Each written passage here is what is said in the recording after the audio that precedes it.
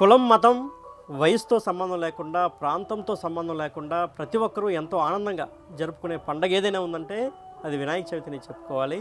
వినాయక చవితి అనగానే ప్రతి ఒక్కరు కూడా ఎంతో ఎంజాయ్ చేస్తారు. ఆ పండగ కోసం ఎంతో వెయిట్ చేసిన సందర్భాలు ఉన్నాయి. ప్రస్తుతం మనం విజయనగరంలో ఎంతో ఫేమస్ అయినటువంటి కొత్తపేట కుమారి వీధిలో విగ్రహాల తయారీ వద్ద, వినాయక విగ్రహాల తయారీ వద్ద మనం ఉన్నాం. ఇక్కడ చూసుకోవచ్చు అనేక రకాలైనటువంటి విగ్రహాల తయారీ ఇక్కడ జరుగుతూ ఉంది. ఇక్కడ మనం చూసుకున్నట్లయితే ఇక్కడ వినాయకుల విగ్రహాలు ఏ విధంగా తయారు చేస్తున్నారు, వివిధ రకాల డిజైన్స్ ఇక్కడ మనకు కనిపిస్తూ ఉన్నాయి. ఇక్కడ మనం చూసుకున్నట్లయితే నంది వాహనం మీద వినాయకుడు వెళ్తున్నట్టు ఇక్కడైతే విగ్రహం మనకు కనిపిస్తూ ఉంది. స్టైల్గా వినాయకుడు కాలు మీద కాలు వేసుకొని కూర్చొని తన తండ్రి ఆధ్వర్యంలో, అది అక్కడ మనం చూసుకోవచ్చు, పరమశివుడు అక్కడ నాట్యం చేస్తున్నట్టయితే ఇక్కడ కనిపిస్తూ ఉంది.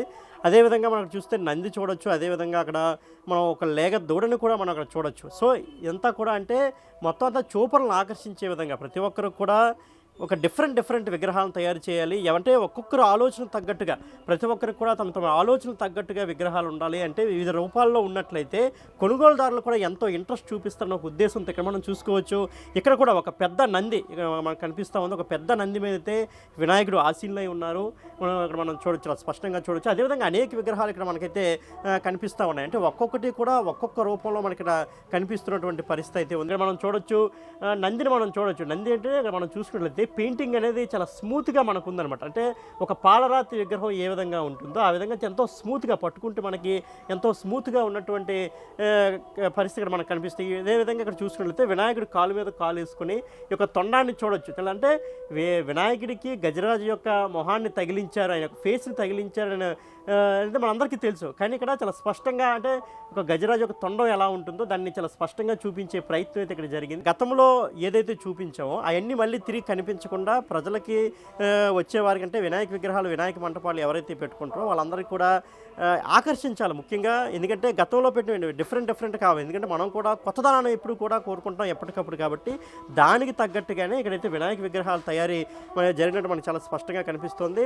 అదేవిధంగా మనం అంటే ఎక్కడ చూసినా అంటే ఒక్కొక్క రూపాన్ని కూడా వీళ్ళు ఏంటంటే సుమారు ఒక 5-6 ఐడియాస్ తయారు చేయడం జరిగింది. ఎందుకంటే కొంతమందికి అంటే పలానా ఇది కావాలంటారు, మళ్ళీ అంటే ఒకసారి ఆర్డర్ తీసుకున్న తర్వాత మాకు కూడా ఎలాంటిది కావాలంటారు అనే ఉద్దేశం చాలా మందిలో ఉంటుంది. కాబట్టి దానికి తగ్గట్టు ఒక్కొక్క ఐడియాల్ని కూడా ఒక 5-6 రకాల విగ్రహాలు తయారు చేసినటువంటి పరిస్థితి ఇక్కడ మనకు చాలా స్పష్టంగా కనిపిస్తుంది. ఇక్కడ మనం చూసుకోవచ్చు, శంఖం మీద వినాయకుడు కూర్చున్నటువంటి ప్రతిమ అయితే మనకు కనిపిస్తూ ఉంది. కింద ఎలుక కూడా చాలా స్పష్టంగా అంటే నీట్గా, ఎలుక అంటే బ్లాక్ కలర్లో ఉంటుంది కాబట్టి ఆ బ్లాక్ కలర్ని కూడా చాలా నీట్గా నిజంగా ఎలుక అక్కడ ఉందా అనే రీతిలో అయితే కళాకారులు తీర్చిదిద్దడం మనం చూడొచ్చు. సో ఈ విధంగా ఒక్కొక్కటి కూడా ఒక్కొక్క ఆకారాలు ఇక్కడ మనం చూడొచ్చు. డిఫరెంట్ ఇక్కడ మనం చూడొచ్చు. ఒక పెద్ద వినాయక విగ్రహాన్ని ఇక్కడ మనం చూడొచ్చు అనమాట. చాలా పెద్ద అక్కడ మహర్షులు కావచ్చు. అదేవిధంగా ప్రతి ఒక్కరూ అంటే ఎక్కువ ఫ్యామిలీ టైప్లో ఇక్కడ దీన్ని తీర్చిదిద్దడం జరిగింది.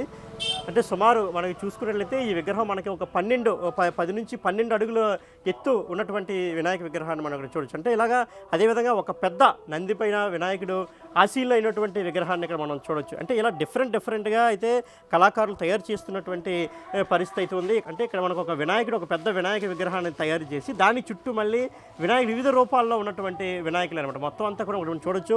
1, 2, 3, 4, 5, 6, 7 అంటే మొత్తం మిగిలింది సుమారు ఒక 7 రూపాల్లో ఉన్నటువంటి వినాయకులను కూడా ఇక్కడ తయారు చేయడం జరిగింది. అదేవిధంగా ఈ ఏడాది ఒక డిఫరెంట్ కలర్స్ కూడా మనకి కనిపిస్తున్నటువంటి పరిస్థితి అయితే ఉంది. ఇక్కడ మనం చూసుకోవచ్చు.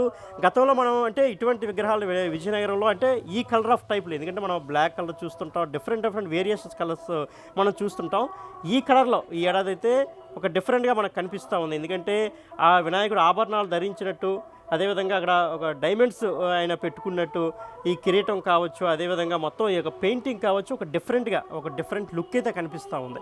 అదేవిధంగా మనం ఇక్కడ చూసుకున్నట్లయితే వినాయకుడి దగ్గర రాధాకృష్ణుడు ఉన్నటువంటి విగ్రహాన్ని అయితే మనకి ఇక్కడ తయారు చేసినట్టయితే చాలా స్పష్టంగా అంటే ఒక డిఫరెన్షియేషన్ క్రియేట్ చేయాలనేది అయితే చాలా స్పష్టంగా మనం చూసుకోవచ్చు. చాలా స్పష్టంగా 1, 2, 3, 4, 5, 6, 7 అంటే వివిధ రూపాల్లో వినాయకుడి చుట్టూ మళ్ళా ఆయన పైనే వివిధ రూపాల్లో ఉన్నటువంటి వినాయకుడు. ఎందుకంటే ఒక్కొక్కరు కూడా వినాయకుడిని ఒక్కో రూపంలో కొలుస్తున్నటువంటి పరిస్థితులు కూడా మనం ఎన్నో చూసాం.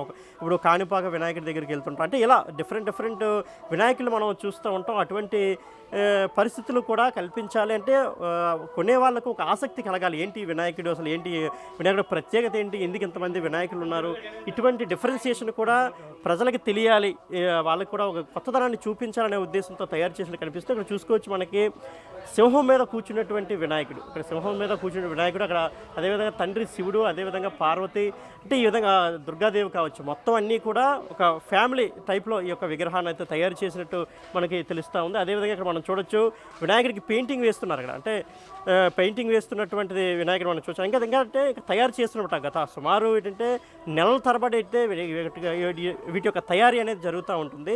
ప్రస్తుతానికి ఇంకా ఆ ప్రాసెస్ జరిగింది, ఎందుకంటే సెప్టెంబర్ 7వ తారీఖు మనకి వినాయక చవితి, ఈలోపు కూడా ఇంకా విగ్రహాలు తయారు చేస్తూనే ఉన్నారు. ఎందుకంటే కొంతమంది వీటికి ఆర్డర్స్ ఇస్తుంటారు, మాకు ఈ విధంగా కావాలి. ఇక్కడ మనం చూడొచ్చు నెమలికి అంటే కన్నులు వేస్తున్నటువంటి కన్నులు పెయింటింగ్ వేస్తున్నటువంటి విగ్రహాన్ని ఇక్కడ మనం చూడొచ్చు. అంటే ఈ విధంగా డిఫరెంట్గా మనకి చూపించే ప్రయత్నం అయితే ఖచ్చితంగా జరుగుతుంది. మనతో పాటు కొంతమంది అంటే విగ్రహాల తయారీదారులు మనతో ఉన్నారు, అంత మాట్లాడే ప్రయత్నం చేద్దాం. చెప్పండి, మొత్తం ఎన్ని నెలల నుంచి ఈ ప్రాసెస్ నడుస్తుంది? ఈ ప్రాసెస్ వచ్చి ఒక 6 నెలల నుంచి నడుస్తుందండి.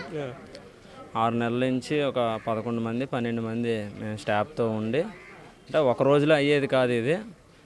ఒక 5-6 నెలల నుంచి అలాగా అందరం కలిపి ఒక అచ్చు తీసుకొచ్చామంటే, ఆ అచ్చుని ఒక రోజుకి ఒక 10 మంది కలిపి ఒక 5 బొమ్మలు తీసామంటే, ఆ మరుసటి రోజు ఒక బొమ్మకి ఒక రోజు ఒక ఫినిషింగ్ పడుతుంది. ఆ మరుసటి రోజు చేతులు పెట్టడం జరుగుతుంది. అలాగే ఏంటంటే ఇప్పుడు మీరు చూసిన విగ్రహాలన్నీ కూడాను మేము 6 నెలల నుంచి కలిపి చేసుకొని వచ్చినవి అనమాట. ఇప్పుడు ఈ దశకు వచ్చి చివరి దశకు వచ్చి ఆల్రెడీ కలర్ ఆల్మోస్ట్ అయిపోయి, ఇంకా చెమ్కీలు డెప్త్ వర్క్లు అలాంటివి ఏమైనా ఉన్నాయి. ఇది అంటే మొత్తం అసలు ఏ మెటీరియల్ మీరు అందులో యూజ్ చేస్తారు వినాయక విగ్రహాల తయారీలో? మనం అయితే మనకి హానికరం కలగని ప్యూర్ రాజస్థాన్ నుంచి పిఓపి తెచ్చి, దానివల్ల ఎటువంటి ఏది లేకుండా ఇలా మనం ముంచిన వెంటనే బొమ్మ ముంచిన వెంటనే 24 గంటల్లో కరిగిపోయే మెటీరియల్ తెప్పించి, కలర్స్ కూడా వాటర్ కలర్స్ ఎనామిల్ వాడేవాళ్ళం, ఇప్పుడు అవి కూడా లేకుండా మామూలు వాటర్ కలర్స్, ఇప్పుడు మనం హోలీకి గట్ట మనం జల్లుకుంటాం కదా, అలాంటి కలర్స్ వాటర్ కలర్స్తో తెచ్చి చేసి మన ఇన్నాళ్ళ మీద కొద్దిగా బెస్ట్గా అనమాట, కొద్దిగా జనాలకి ఏదైతే ఇప్పుడు ట్రెండ్ ఎలా ఉందో ఆ మోడల్కి తగ్గట్టు కలర్స్ గట్ట వేసి చేస్తాం. ఇప్పుడు మీరు ముందే డిసైడ్ అవుతారా ఈ ఏడాది ఇటువంటి డిఫరెన్స్ వినాయకుడిని తయారు చేయాలి, ఎందుకంటే గతంలో ఈ విధంగా తయారు చేయాలి, ముందే మీరు డిసైడ్ అవుతారా? అంటే ప్రింట్లు ముందే డిసైడ్ చేస్తారా? అవుతామండి. మాకు లాస్ట్ ఇయర్ కస్టమర్ వచ్చాడంటే, లాస్ట్ ఇయర్ చూసిన వాళ్ళు మా షెడ్లో ఈ ఇయర్ ఉండకూడదు, ఉన్నారంటే కస్టమర్ నిలబడ్డు. వాళ్ళకి ఏంటంటే కొత్త మోడల్ కావాలి. మేము చాలా వరకు కొత్త మోడల్సే, అంటే లాస్ట్ ఇయర్కి చాలా మోడల్స్ ముందు కూడా ఇప్పుడు చాలా వరకు సినిమా ట్రెండ్ తగ్గట్టు, లేదంటే మన మహాభారతం అలాగా కొత్తగా ఏమైనా అందులో అంటే భారతం నుంచి లేదంటే మన రామాయణం నుంచి అందులో ఏవైనా అవతారాలు తీసుకొని వినాయకుడిని తయారు చేయడం, అలాంటివన్నీ కొత్తగా, అంటే జనాలకి ఈ మోడల్ అయితే పర్లేదు, ఈ మోడల్ ఎప్పుడు ఈ జనాలు చూడలేదంటే అలాంటి మోడల్ ఏదైనా ఉంటే జనాలకే కట్టిస్తాం, చేస్తాం. ఇప్పుడు గతంతో పోల్చుకుంటే ఇప్పుడు వినాయక విగ్రహాల తయారీ ఈ యొక్క బిజినెస్ ఏ విధంగా ఉంది? గతంతో పోల్చుకుంటే ఇప్పుడైతే పెద్దగా ఏం లేదండి వ్యాపారం. గతంలో బాగుండేది, ఇప్పుడు చుట్టుపక్కల గట్ట కొంచెం ఈ కంపెనీలు గట్ట వచ్చేసి వ్యాపారం అయితే బాగా ఇప్పుడు అనుకున్నంత ఇదిగా ఏం లేదు. గతంలో బాగుండేది, కరోనా అయిపోయిన తర్వాత ఫస్ట్ సంవత్సరం బాగుంది, రెండో సంవత్సరం బాగానే ఉంది, ఈ ఇయర్ అయితే ఏం లేదు. లాస్ట్ ఇయర్ కూడా కొద్దిగా డిమ్గా అనిపించినా సరే చివరిలో కొద్దిగా అందుకోవడం ఏదో అలాగా మేము పెట్టిన పెట్టుబడులకి అలాగేదో మాకు కూల్ డబ్బుల్లాగా అలాగేవో వచ్చాయి. ఈ సంవత్సరం అయితే పెట్టిన పెట్టుబడులు కూడా రాని పరిస్థితి ఉందన్నమాట. ఇప్పుడు ప్రజెంట్ అయితే మీరు వచ్చారు, ఒక గంట ఎంతసేపు అవుతుంది, మా షెడ్లో ఉన్నారు, ఈ గంటలో ఒక కస్టమర్ కూడా మన షెడ్లోకి రాలేదు. అంటే అలా ఉంది పరిస్థితి. అంటే నిన్న ఆదివారం అది ఏదో ఊహించాం వస్తారనుకో, నిన్న కూడా ఏం పెద్దగా లేదు, అదే కొద్దిగా బెంగలాగా ఉంది. ఇంత పెట్టుబడులు పెట్టాం, స్టాఫ్ కూలు మెటీరియల్, మేమైతే మా కాడ డబ్బులు కట్టలేమని, మేము పేదవాళ్ళమే, మేమేదో ఈ సీజన్ వచ్చేసరికి సప్పులు తెచ్చుకొని వడ్డీలకు తెచ్చుకొని వ్యాపారం చేస్తాం. ప్రస్తుతానికైతే వ్యాపారం లేదు కాబట్టి కొద్దిగా బెంగతో ఉన్నాం. అయితే ఇప్పుడు మీ దగ్గర ఇప్పుడు సుమారు 2-3 షెడ్లలో వినాయక విగ్రహాలు మీరు అమ్ముతున్నారు కదా, ఏదైనా అగ్ని ప్రమాదం సంభవించి ఈ తుఫాన్లు వచ్చి ఏదైనా ప్రమాదం జరిగితే నష్టపరిహారం ఎలా, మీకు ఏదైనా ఇన్సూరెన్స్ ఏమైనా ఉంటుందా దీనికి? మాకైతే ఇన్సూరెన్స్ ఉండదండి, ఏముండదు.